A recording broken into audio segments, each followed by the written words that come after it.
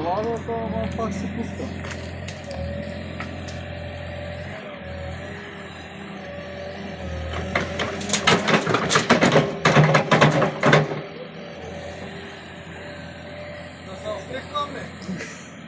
Като само да ви попитам, снощи първо тук е възникнала аварията. Да. Като по време на дейностите изкупните или преди това? Ами, като са...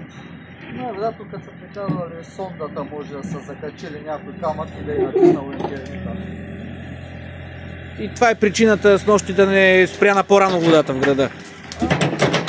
Да, до 12 часа вечерта работихме. С колегите ви? Да.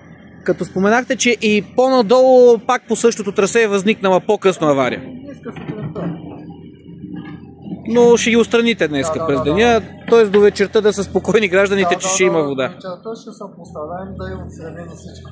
Супер. А по време иначе на дейностите, които извършвате във връзка с подмяна на водопровода, вие ги правите когато няма вода, когато е спряна водата? Ами те през деня няма вода. И тогава работят? Да. А пък и ние гледаме да не го удираме. Дай малко нагоре.